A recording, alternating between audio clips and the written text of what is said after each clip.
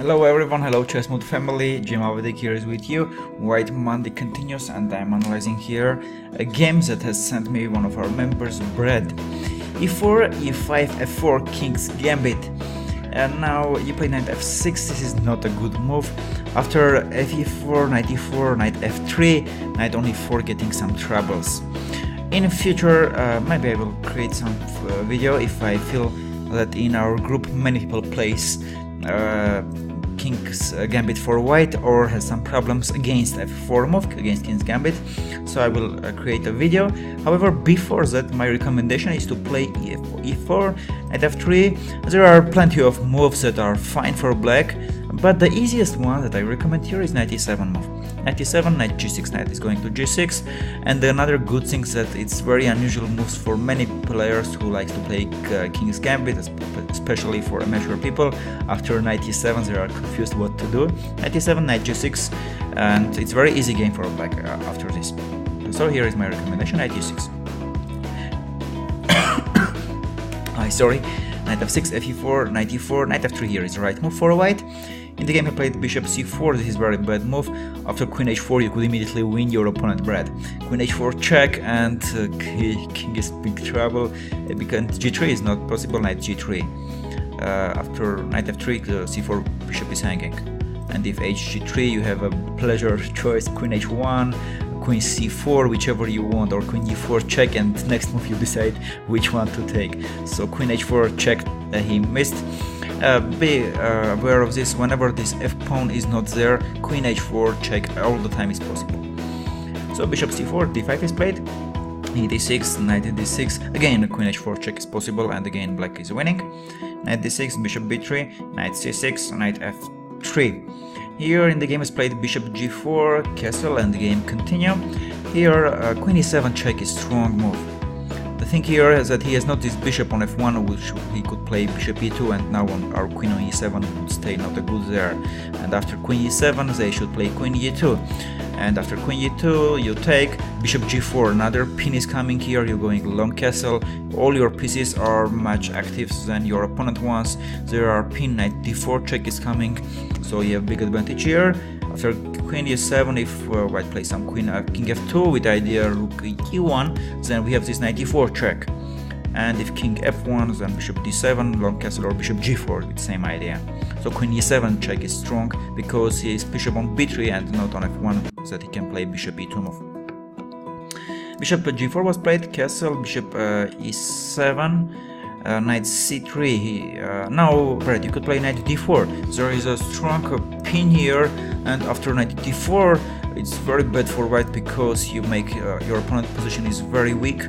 And next move, king d7, long castle, and your king is much safer here than your opponent one, and there is going to be a very strong attack because he has not a pawn on g2. So knight d4 you could immediately use this pin with this knight d4 move. Yeah, he should play here h3 instead of knight c3 move. After knight c6, knight f3, bishop g4, castle, knight d4 here immediately was not possible because of queen e1 check. And after check, bishop e7 he will take here, and now our only move is knight e6, so it's lost the idea with knight d4 using this pin. Here is queen e1 check, otherwise knight d4 you could play here immediately. But after bishop e7, knight c3, knight d5, knight d4 move is working, there is a pin, and after knight f3 your opponent king is very weak, you have a big advantage here. So knight d4, use immediately the pin. Castle d4, knight e8, you attack the d4 pawn, but you could attack it much stronger way, knight f5. Immediately two knights are attacking on d4, it would be much better for you to attack from here. Knight e8 is a little bit passive, bishop e3, bishop f3, bishop g5, you want to change the bishop and attack the d4 pawn. Now he could play bishop g5 and queen d3, rook af1, put pressure on f7 pawn, he has a better position, so knight f5 would be much better for you. Bishop f3, rook f3, okay, you took the pawn, fine, now you are pawn up.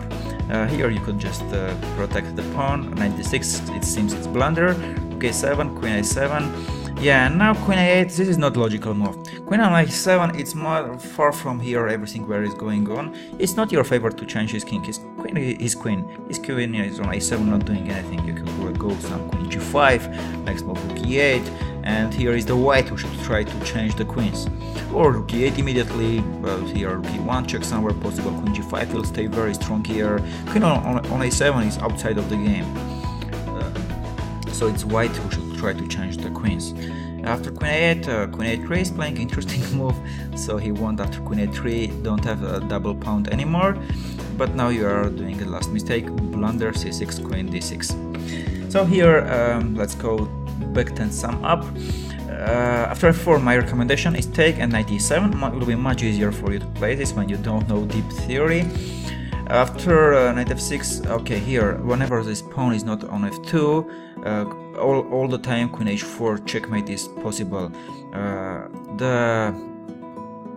It was here, yeah, the best illustration is here. This gambit, d5, d6, bishop d6, now queen h4 is coming. And after knight f3 we can even play g5 move. Now g5, g4 is coming and queen h4. If knight c3 some move, g4, knight d4, queen h4 checkmate, g5 and next move g4 is coming, and very often some people I see here is playing h3, avoiding this g4 and getting checkmate from g3. So when white play f4 here or after e4, e5, f4 all the time, the problem is this queen h4 check is coming all the time. So after bishop c4, queen h4 check immediately you could win. And the last thing here is here that yeah, when there is such a pin, you should always try to use it immediately with such a move, knight d4. Here's the thing, if you have any question, always I love to hear them and answer them. Ciao, Jim Avadik here was with you.